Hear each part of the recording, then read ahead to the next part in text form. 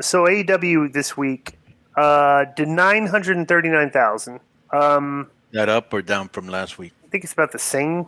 Maybe, honest. A Well, little, here's the thing. little down. Okay, it was a little down. Yeah, a little bit. I would suggest it probably started off decent and then made its way down because they're coming off the buzz of their hottest stuff with this MJF stuff. And I'm sorry, but like this was I thought this was their worst show. Like from a booking angle standpoint, just like I was not like this was not good. There's nothing interesting in this for me. Okay, so let's go over it.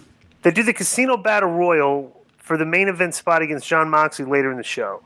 Okay, Powerhouse Hobbs, Bobby Fish, Kyle O'Reilly, Dante Martin, Wheeler Utah. Who else is in this? John Silver, Kingston. Darby Allin, Tony Nese. Everybody and their mother's in this, right?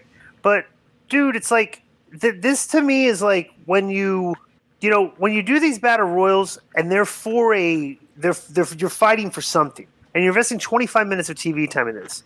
Like you've watched like any type of Royal Rumble battle, like any match like this. At the end, you always have like your top guys in there because like if these guys are the guys that are fighting for the title, there needs to be some intrigue as to who's going to win this. Yeah, like right? the final four guys, Right. Bro, this was the final four guys, okay? And they're fighting Jon Moxley. The winner fights Jon Moxley for the title.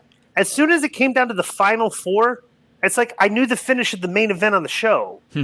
Kyle O'Reilly, Wheeler Utah, Ray Phoenix, and Andrade El Idolo were the final four. I'm like, all right, well, I guess they're going to let Andrade win this, even though he really hadn't been pushed, stuff like, because like none of those other guys are going to like draw anything against Jon Moxley. Like there's no way there's any intrigue that any of these guys can beat Jon Moxley. But they went with Kyle O'Reilly beating like Wheeler Utah in the final two. Yeah. Tony, Konnan, what did you think? What did you think about this? Tony must really like him. This was very what? Tony must really like Kyle. He put him over Darby. He put him over here. He loves this was Wheeler very Utah weird too. Yeah. This is very weird because you didn't have guys like Danielson, Wardlow, the Hangman who just lost. Like he didn't have any of those names in there, but yet you had all the guys from the Dark Order and other factions that don't matter. It was like the J Brone Battle Royal with a couple exceptions. Bro, the last two guys were Utah and Kyle O'Reilly with all that talent. Give me a break. I know. It's like you knew the finish of the main event. Right. Like it's like okay, well Moxley's right, yeah. There was a part early on where Ross goes, Lance is an unfigured out talent. Bro, is that an understatement? This was a so-so battle royal, too many people in the ring, too much going on. You got, the ass boys coming out and the rap during the thing. And, I just didn't like it. I don't like battle royals. And then when I look at somebody like Darby Allin that they invested so much time in, I think of him and I think of Orange Cassidy and I think of Jungle Boy. You know what I think? I think of them as they're all over with the crowd, but they're not over like stars. You know what I'm saying? And that's their fault. Mm-hmm. So after the match, Moxley cut the promo. Would you agree with that or no? Yeah, I agree with all of that. Yeah. So Moxley cut the promo, whatever. So good promo, promo. But it's like you're not getting me interested in. I don't think Kyle O'Reilly's going to beat you. All right, so JR. Right. So listen to this. This to me is like. So you just had a battle royal for the qualifier for the main event. We just come off like 2 months of television with the Owen Hart tournament, right? JR and Excalibur announced that the CM Punk had successful surgery today, but not much new information was known. And the announcing team then introduced a new All-Atlantic Championship, which represents AEW's international community.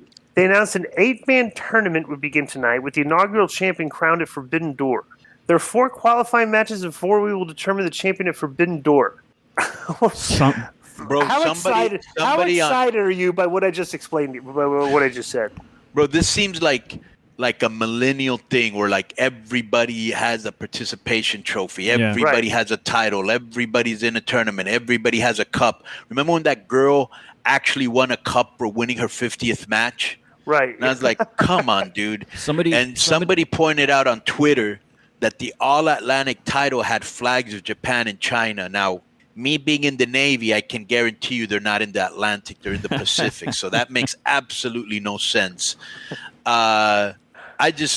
feel too many cups, tournaments, too many titles. Feels like, Bro, there's no episodic storytelling, soap opera storytelling like they're doing on Raw, where there's personal issues and stuff. They're just doing tournaments. Somebody sent me to a list. Get everybody on, a bunch of people on TV. So go ahead. Someone sent me a list today. There's actually 16 different titles that could, in theory, be used on AEW TV. You got the AEW World Title, TNT title, Women's World Title, TBS title, AEW Tag Champs, FTW. All right, I don't want to hear them all. I want to hear. I do want to hear them. Hang on. I do want to hear them. 16? You want to hear 16 titles? I want to hear when it gets to like the what, the who. Yeah. Keep going. FTW belt, the men's Owen belt, women's Owen belt, ROH Pure, ROH TV, ROH World. Wait, the ROH what now? Pure title, and the ROH TV, ROH World, ROH Women's, RH tag belts, AAA tag belts, the All Atlantic title, and the AEW interim heavyweight champion as well. What do you think about that, Cody?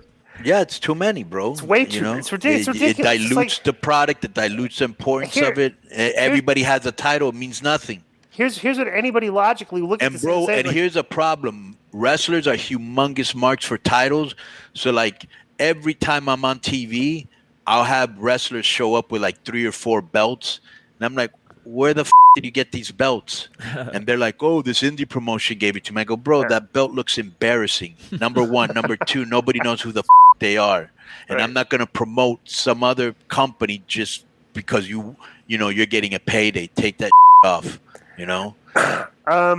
So Pac beats Buddy Murphy. That was a good match. I fast forward. I don't care. That was a good match. I couldn't care less who becomes the All Atlantic champion. Yeah. After the match, Rey Fenix and Penta ran down to celebrate with Pac, and Penta Oscuro will face Malachi Black in a future match. Bro, honestly, it's like this show just likes to book a bunch of matches and act like they're important. Like, it's like I'm not invested in any of this at all. Eddie Kingston was shown backstage for promo. Of course, he cuts a good promo, but this is a weird promo because he blamed Hager and Garcia for costing him World Championship opportunity. And he told the Jericho Appreciation Society he hated them. Okay, we get that. That he wanted Jake Hager in a match on Friday's Rampage. And then he was being counted down, supposedly, and he pulled the production worker that was counting down him in the frame and told he could tell the truck he's done. Let me say 2 quick things about the last match. I love that tumbleweed finish that Pac does, like AJ Styles used to do. Mm-hmm. And why was Julia Hart not wearing any like that eye makeup that she made her look so evil, But anyways, this is another good Eddie interview, but very short. Right. Okay. This to me is like this next segment was like, dude, it's like, okay, we get your fan base. But it's like we need to increase the fan base, right? Trent Beretta was in the ring and said he was bummed out because it was National Best Friends Day and they weren't there. He said something else was bothering him, and he mentioned the Roppongi Vice title match from a few weeks ago. He said they didn't win, but they didn't lose either, and he asked FTR to come out and make it right by giving them another match. And FTR made their way out, and Cash Wheeler had the microphone. He said the match bothered them too because they wanted to prove they were the best week in and week out. And Dax called Jeff Cobb and the Great O'Khan Will Ospreay's and that brought out Will Ospreay, okay, who's there, and the announced team called him the leader of the United Empire. The rest of the United Empire got in the ring. Okay, I'm going to give you these names. Here are the United Empire guys, and they started assaulting FTR and Beretta. Aaron Henner, Ooh, Kyle Fletcher, Ooh, and Mark Davis. Ooh. They were the members in the ring. Davis and Fletcher landed a slam, and then Ospreay landed his hidden blade elbow. This whole segment was like, yeah. And the funniest thing about this is Excalibur, like during a beatdown, is trying to explain who all these guys are while the action of the beatdown is going on at the same time. And it was very comical listening to him trying to explain who these people are, like in a very, very rushed tone, trying to make the this should have been followed by a video package of who these guys are. They assume everybody knows everybody, right. And I'm sure everybody knows who Will Ospreay is, but come on, I can't. Well, maybe but who are these other guys? Mark Davis, I think, was a pitcher in the Major League Baseball years ago. Yeah, that's how I know that name. And a small forward for the Sixers. All right, backstage, William Regal told Kyle O'Reilly to think of his wife and children tonight because he's facing Moxley, who's on another level. He then said he would be on commentary to watch his match to get his skull caved in. O'Reilly said he thinks about his wife and daughter before every match, and that he's got all the momentum in the world at his back. He recounted recent victories over Darby Allin and Jungle Boy. And Cole told him he had this and that he was joining on commentary for the next match. All right, in the arena, Cole joined in on commentary, and now David Finley makes his entrance. And David Finley, another New Japan guy, the son of Fit Finley, who's an excellent worker, is wrestling Hangman Page.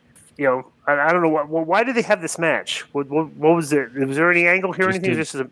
Just showcase a New Japan guy or bring a New Japan guy in. That's it. That's they wrestle each other for 10 minutes, and Hangman Page beats David Finley. So not much of a showcase. Yeah. No, this was a good match. I was watching it. What do you mean, not much of a showcase? Well, I mean, to bring. I'm sure the match was good, but bringing a guy with no interview, in 10 minutes, package, anything. Right? They need to have some right. Who is he? You just can't assume just because the hardcores know him, everybody else knows him. Perfect example. Like you said, I fast forward this, but you said they had a good match. Wouldn't this match have meant a little bit more if we knew a little bit more about David Finley? Right, if they built it up, right. It's like, if they're having good matches, this was just thrown together for the hardcores, yeah. That's not the sell. Like having the good match is the gravy on selling these guys to get you to watch the match to begin with. Right. You know what I'm saying? Like a good match prevents the people from changing the channel, but people are going to change the channel before the bell rings sometimes because they have no clue who these people are. You know, so that's one thing you got to consider.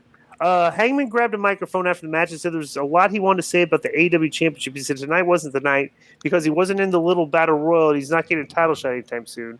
He then remembered there is more than one world championship in wrestling and made a challenge to the IW Championship at Forbidden Door. He then said he wanted Okada.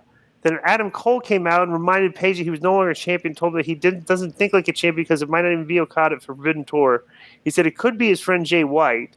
He said he's won the Owen Hart tournament and Cole had lost its title, so if anyone deserves a shot at the IWGP Championship, it was him. He called himself the franchise player at AEW. No one was going to stop the role he was on. What'd you think of it? Well, Adam Cole was on commentary, and I liked the way he kept burying Page to continue, to continue their thing. Very physical, really good match. And then, he's out there challenging Okada. How about the people that don't know who Okada is? They don't. Yeah, they're just assuming everybody, just because they're hardcore, know who they are, that everybody else does. All right. So can we agree that probably the two hottest things in AEW over the past month have been what? MJF. Right. And who? Wardlow. Yeah, Wardlow. Okay. Wardlow. Okay. All right. So Wardlow comes out. He makes his entrance for an interview with Tony Khan. Was not a fan of the shirt he was wearing. He should have been wearing a nice black silk, like Versace type shirt with those black slacks. How about the earring? Not a fan of the earring. All right. Okay. You mean on Tony? Did Wardlow have an earring too? No, I don't think so. No. So Wardlow, bro, they had this guy. How long has this guy been there? 2.5 years? Wardlow is pretty damn good on the mic. He speaks very well, right?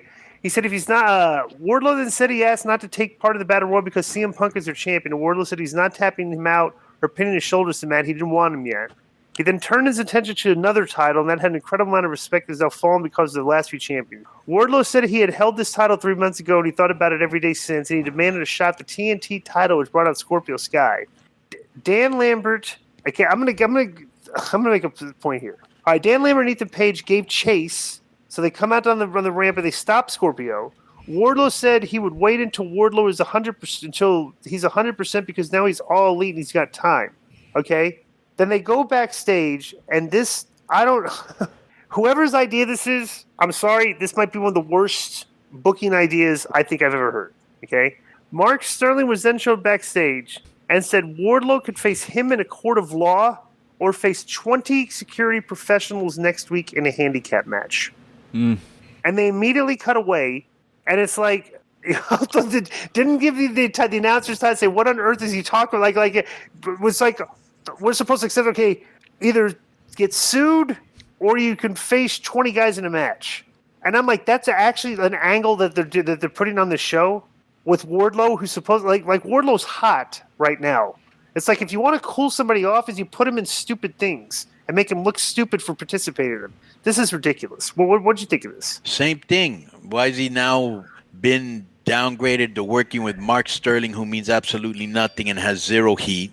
Okay, so let me see if I got this right.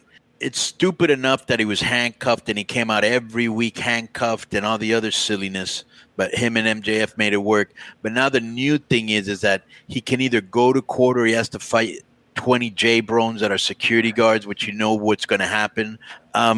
Is he actually going to face 20 security guards next week? This is stupid. I mean, bro, you do nothing to help this guy, which you got, who's mega over. Let me give you Jason Powell's take on this. You want to hear Jason Powell's take on this? That Wardlow logic was god-awful, kind of embarrassing, honestly. Now he has to beat up 20 security guards next week, all in a day's work, I guess. Okay, so it's like, all right. So backstage, the Young Bucks recounted their week and said, but by the way, I want to make a point. So you had Wardlow talk, and then you had one of the best guys on the mic they have in the company, which is Dan Lambert, come out. He didn't say a word, and then they went back to the back, and Mark Sterling got the mic, right, to talk. And I'm like, but right before that, they had a Kyle O'Reilly promo, which was not good. Yeah, with Regal, and then they also had another with Thunder Rosa. I didn't see this. The Thunder Rosa had a promo too, and Amir Shafir, whatever her name is, right? And bro, it's another very very short promo that did not resonate, did not make anything. They did nothing and they said nothing to make me want to see the match. They really do a disservice to Thunder Rosa, bro. Yeah. So Thunder Rosa has to wrestle this Marina Shafir, who's, I think they mentioned she's the number 5 contender. Okay, right, bro. Joe, look up Marina Shafir. I want to know what this girl's background. She it's like MMA. She's one of the 4 horsewomen with Ronda Rousey and she's trying to do Shayna Baszler. She's trying to do a hybrid wrestling combination style. Right. But it makes her look like she does it. The way she does it makes her look like she doesn't know what she's doing out there. Because she does a lot of very weird, confusing things that, like, maybe in the shoot sense it might look good, but like when everybody else is doing professional wrestling on the show and you're doing... No, but that wasn't just it, Glenn. Here's a problem. First of all, they announced her from Moldova, which is like right by Russia, which is where Alex Kozlov... What's the one that... Lord Cyrus. Moldavia and Moldova, both. Yeah. I like when Ross says this. He goes, I don't want to call this an awkward match. They just have different styles. Well, you should have called it an awkward match because it was. He said that? That was bowling shoe ugly. Did you use the term bowling shoe? Did you use that term? Shafir looks kind of green and not ready for prime time. I saw in her match with Jade Cargill not too long ago where she didn't look good. She looks clumsy. She doesn't know how to work, and she doesn't know how to sell. She doesn't know how to work the crowd. I didn't like this. People were dead for this. This was kind of brutal until the ending when the other girl came in, Toni Storm. So this is weird. So Rosa gets the win. After the match, the heel is going to get her heat back. All right, she's beating her up, but then Toni Storm comes in. She runs out and makes a save. And then Rosa delivers her finish to Shafir. Right. And they leave the heel lane. And she yanks the title after she got saved. She yanks the title out of her hand. Right. So Toni Storm now has a title because she saved her. But I just think that's hilarious. That instead of the heel getting her heat back, she tries to get her heat back and just gets laid out. And she gets beat and then gets left laying. As you know, they do that a lot. And here's another thing that was weird. There's a part in the match where Tony's trying his best to get Sharif over because this match is dead. And so she's kicking Thunder in the corner with some weak-looking kicks. And Tony goes, "Folk, the champ's in trouble here." No, she wasn't. It's funny when JR could tell he is watching stuff he doesn't like and kind of can't help himself. Surly JR. All right, so this is another. So backstage, Stokely Hathaway was with Jade Cargill and the baddies. I still don't know why the baddies are with Jade Cargill. All right, I mean Jade Cargill should be out there by herself. Okay, Stokely couldn't remember Chris Statlander's name and told Kat Highlander she told her she had a match with Red Velvet on Rampage, and they said nobody could beat Velvet. And she'd have Statlander begging like Keith Sweat. Okay? But the funniest part of this, I don't know why Jade Cargill does this, but she has to get this line at the end. Yeah. Cut just randomly as Tony, cut the Somebody must have told her it's funny, so she does it all the time. Or Jay, nobody's cussed on the show yet. Go say something. Go say a cuss word, you know? Not everybody was telling me, and I read Tony go, I couldn't wait to work with Stokely, and and he's a great talker and all. Bro, I've yet to see it. This was not a good promo.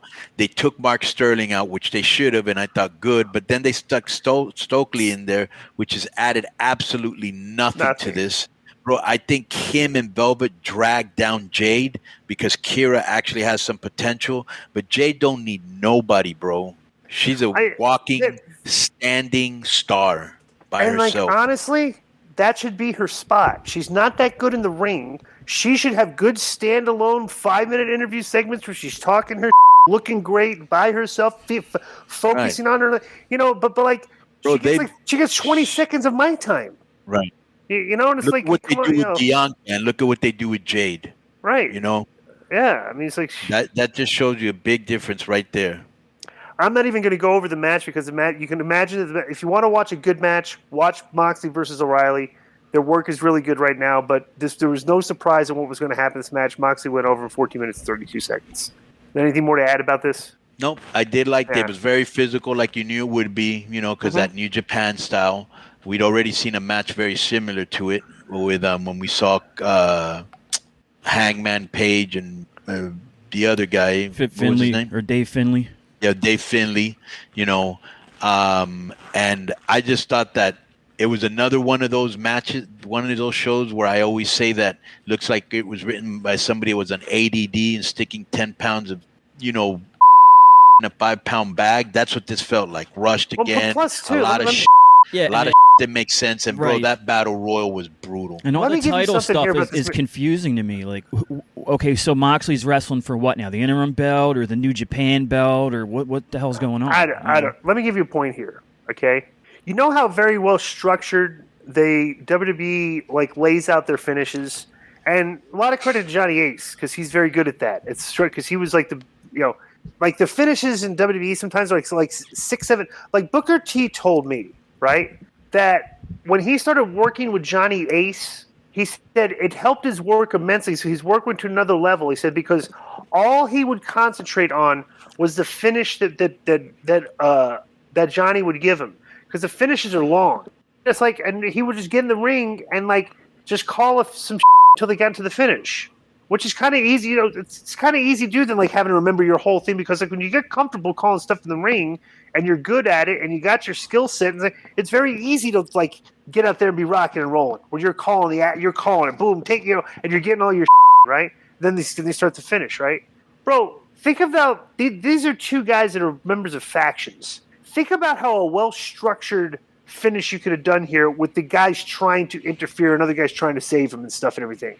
Where you could have made it look like that the Kyle O'Reilly's guys had Moxley in peril with interference and sneaking around attack, and made it look like O'Reilly was going to win. And he could have done a structure like Wheeler Utah makes the save. You could have done all that. It's they didn't even include any of these guys. And it's that to me was crazy. It's you got all these factions, then you got one prominent member of one faction against another prominent member from another faction for the interim title in the main event, and everybody just nobody wanted to help. Both of these teams are kind of heelish a little bit. Nobody tried to help. I don't know. I thought that was a missed opportunity. What do you think about what I just said? Yeah, it would have taken. I don't really understand what you said, but I will say this. Here's what I'm saying. It was a one-on-one match with no interference, and guys that are in Fish didn't try to interfere. Cole didn't. Nothing to where it looked like they were going to screw Moxley. And why do you have a faction if you're you're not using them? Yeah. Right. And where everybody else comes out with their factions. But make it look like there might be a screw job here, at least. I will say this. There were 3 good matches, and that was the Pac match was very good. I enjoyed that match. The Kyle O'Reilly Moxley match was good, and the Hangman Finley match was good. So there were 3 good matches, but everything else was either not good too bad. We forgot to talk about this, okay? Because we got interrupted. But there was a backstage segment with the Young Bucks, right? Okay, and basically they were they said we beat these guys and we beat these guys, and then the Hardys come in. And it's well, we need a match. We should, you beat us, but like we need a rematch. And then, so then the They set up a dinosaurs. 3-way ladder match. They said, they bring the dinosaurs in and set up a 3-way ladder match. And bro, everybody thinks this is storytelling. They go like they'll write it like this. Like he sets up the ladder to go, and Jungle Boy and Luchasaurus looked confused. And it's like they're playing like they're so stupid they can't see that Cage does not have their best interest, and he hasn't had their best interest for like 2 months now, and they're like so dumb they can't figure it out. But like they're telling the story. It's like, bro, it's like honestly, it's like you can make a case that they write these shows under the premise that the fans are very stupid. Because they have to explain things very, very, very draw the angles out in crayons, for these people to make them understand it. And like these are their angles. Like Christian is putting them in matches where they're confused and don't know why they're. I'm like, really? Come on. There's got to be way more context to these things. There's not a lot of context in the show at all. But I felt like I mean I wanted to see more follow up with MJF. Got nothing, no mention. I would have rather Wardlow. Instead of coming out after all this time, I've been treated like a schmuck and everything. And bro, you just beat CM Punk's ass a few months ago and powerbombed him 8 times and said, like, you don't want the title? It's like, what was all the bro? He should have been in that battle royal and beat the piss out of everybody. Like imagine if Wardlow, imagine if this show was better. Wasn't in it. Hangman wasn't in it. Wardlow wasn't in it. Konnan, how much of a better show? How much of a better show would this have been? Okay, if Wardlow was in that match. Wardlow went in the match against Moxley. Jericho went in there to try to screw. Jericho went in there and screwed Moxley, and Wardlow won the world title. I mean, bro, you took a 2.5-year angle, okay? No, but it's more important that Wardlow fight 20 security guards. You got to understand. Yeah, bro, you have so many hot things that you could put on this show, and you do. The coldest things, seriously, what I just laid out. Yeah. Wardlow's in this, and Wardlow's against Moxley in the main event. Your number was 939,000 people. I guarantee you that if Wardlow won that battle royal, we heard Wardlow versus Moxley's fighting for the world title, you would have got 1 million people. Because that basketball game turned into a little bit of a blowout there late, and people might have changed the channel and flipped over. Hey, Ward, we got a world title match here, but like you turn and you see Kyle O'Reilly against Moxley. Nobody's watching that, So I don't know. This is I had been enjoying a couple of the AEW shows lately, but this was not one of them. Yeah, because we're coming off Buzz, and you came off Buzz, and like it was whatever. So I don't know. And plus 2, I would have had there's another guy you could have won the battle royal. Ricky Starks. Yeah. Would have been a more compelling guy in there and everything. Especially I don't know. I don't know what I don't know what the philosophy is here. Like you have so many talented guys in the show that you could put in against each other in matches with a little bit of a build-up that would be far more compelling than the stuff you're putting on the show. I don't get it. And plus now they're coming off the buzz of this, and they're going into Forbidden Door, which is matches against guys from Japan. I don't even know who these people are, and like I don't know, bro. I just think they're ruining. When the iron's hot, they're not doing nothing to capture the buzz that they had, and I don't know. I don't think anybody can argue with that too. So that's been our AEW review. Enjoy the rest of the show. Boom.